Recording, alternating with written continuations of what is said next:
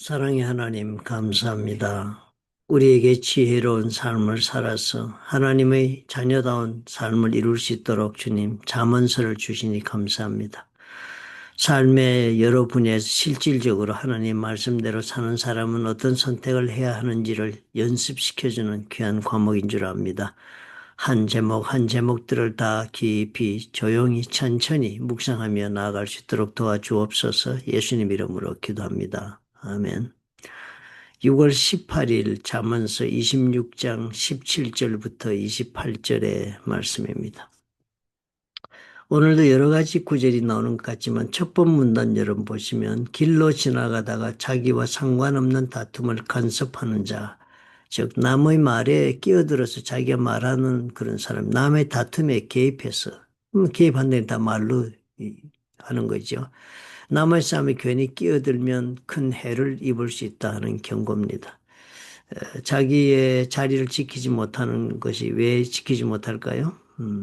깊이 생각해 봐야 하겠죠. 왜 나는 남의 문제에 자꾸 말을 할까?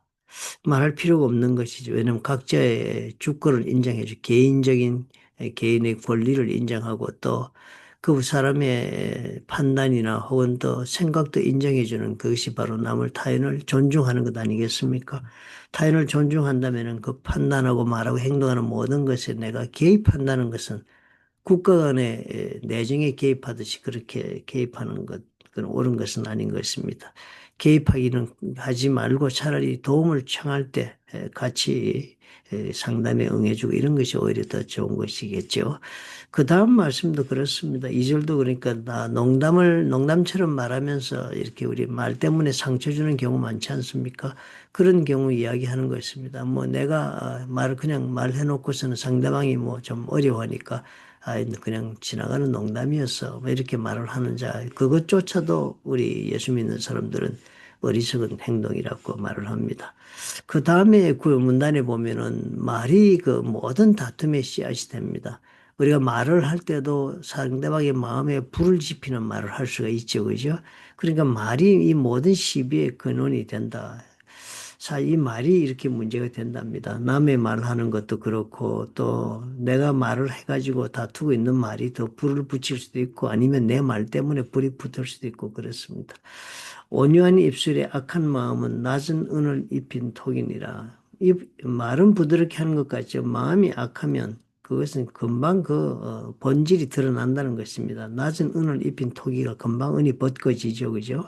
원수는 입술로는 꾸미고 속으로는 속임을 품는다. 그러니까 그 말을 하는 것은 결국은 또 마음에서 출발하니까 그 속마음이 감출지라도 그 말로 다 드러나는 것이다. 그리고 그 말들은 이런 해악을 일으킬 수도 있고 이런 무분별한 말의 사용 때문에 내가 스스로 큰 재앙을 입을 수도 있다. 그런 이야기를 하고 있습니다.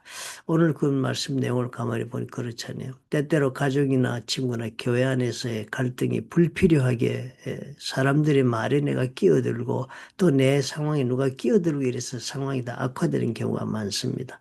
그리고 필요 없는 문제로 화할 때도 많습니다. 이 말 때문에 모든 것이 문제가 됩니다. 확실하지 않은 그런 뭐라 그럴까요? 확실하게 말을 해야 할 내용도 아닌 것을 내 마음에 스스로 내 자신을 절제하지 못하고 내 자신의 말이 어떤 문제를 일으킬지를 생각하지 못하고 말을 하는 사람이라면 참 어떤 면에서는 무분별한 사람, 무책임한 사람이라는 말을 듣고도 남아 있겠습니다만 실제로 우리가 모인 어떤 단체에서 보면은 남들에게 내가 한 말 혹은 남들이 남에 관해서 하는 말들로 얼마나 큰 영향을 주고받습니까? 요즘은 그것이 다 SNS라는 대로 일어났으면 뭐 댓글이다 뭐 이렇게 해서 막 사람들이 어떤 사람의 이야기를 올려놓고는 막 그 댓글을 쓰고 이래서 차라리 마치도 인민군중재판처럼 정당한 어떤 그런 과정도 거치지 않고 비판하고 막 공격하고 이래가지고 심지어는 자살하는 연예인들도 있고 또 그것 때문에 상처받아 고통당하는 영혼들이 많습니다. SNS의 이 해악은 이전에 우리 삶의 문제 가운데 이런 해악과 다름이 없습니다. 사람들이 모인 가운데에서 쓸데없는 남의 약점이 아닌 약점도 드러내서 약점을 하고 또 약점을 확대시키고 또 근거 없는 소문을 또 얘기하고 이래서 그것이 번지면 나중에는 많은 사람들이 전해 듣고 들은 것이 사실로 알아서 그것이 당사자에게는 커다란 피해를 주는 그런 문제로 비화되어서 생명을 끊는 경우도 많고 뭐 여러 가지 재앙을 많이 불러주지 않았습니까? 최근에 들어서는 신세계 그 누군가의 회장님, 젊은 회장이 SNS에 적극 대응해서 싸우겠다고 이러면 자기 가족들에 대한 유언비어나 잘못된 이야기가 유튜브에 오르기 시작하더니 뭐 그것이 확대되고 확산돼서 거기에 또 붙여서 남들은 얘기를 하고 이래서 전년 다른 얘기를 하고 있다. 그래서 그 피해를 막기 위해서 끝까지 싸우겠다. 힘이 있으니까 싸운다 하겠습니다. 그러나 대개의 경우는 우리가 쉽게 던진 말 한마디 상대방은 엄청난 상처를 받고 우리는 그 피해가 그만큼 큰 줄도 모르고 그리고 또 그것이 과연 옳은 행동이었는지 또 생각하지 못하는 그런 일들을 많이 저지르는 것이 오늘 이 말씀의 본질이라고 보겠습니다. 입을 지켜야겠습니다. 남들의 잘못을 얘기하는 것은 재미있겠죠.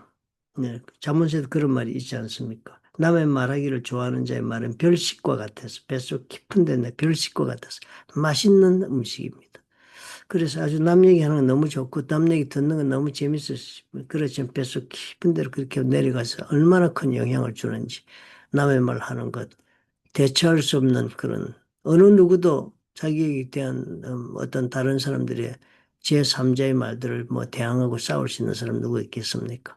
우리는 말로 상처 주고 그리고 또 말로 진실을 거짓을 진실처럼 말하는 경우도 얼마나 많은가. 오늘 말씀이 우리를 하여금 자제할 수 있게 만들고 정말 우리가 말이란 것을 어떻게 우리가 해야 할지 하는 것을 깊이 생각하게 만듭니다. 최근에 어떤 말로 나는 누구를 다치지 않게 하지 한 적은 없는가? 내가 그것을 회복시킬 수 있는 자리에 있다면 회복할 수 과연 있는가? 다툼이나 험담의 그런 상황 속에 내가 중개자가 돼가지고 남의 다툼하거나 남을 내가 편들고 판단하는 자의 자리에 서지 않았느냐. 싸움을 내가 불을 지핀 사람이 되지는 않았는가 하는 것을 우리가 생각해 보아야 되겠습니다. 하나님의 아들이라 일컫는 자가 어떤 자라고 산상수훈에서 말했습니까? 화평케 하는 자는 하나님의 아들이라 칭함을 받으리라. 우리 예수께서 원하시는 것은 말로 인하여 불의를 일으키는 것보다 화평하게 하는 사람들이 되기를 원하십니다. 오늘 그 생각을 깊이 해보십시다.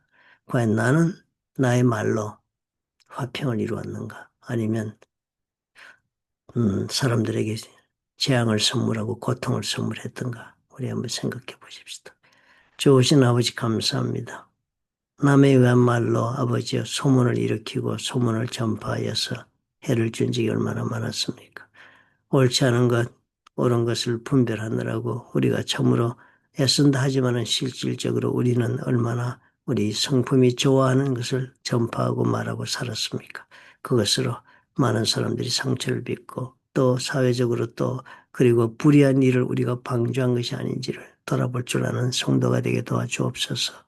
예수님 이름으로 기도합니다. 아멘. 본래 의인은 남의 말하는 사람 얘기를 들어주지 않습니다. 그리고 또 남의 말하지 않습니다. 본인이 스스로 판단하고 행동하는 것으로 끝이지요. 동네방네 외면서 뭐 이랬다 저랬다라고 남에 대한 비난과 공격하지 않습니까? 그것은 하나님께 맡기라고 로마서에도 적혀 있지 않습니까? 우리가 오늘 이 말씀 보면서 우리의 말을 아낍시다.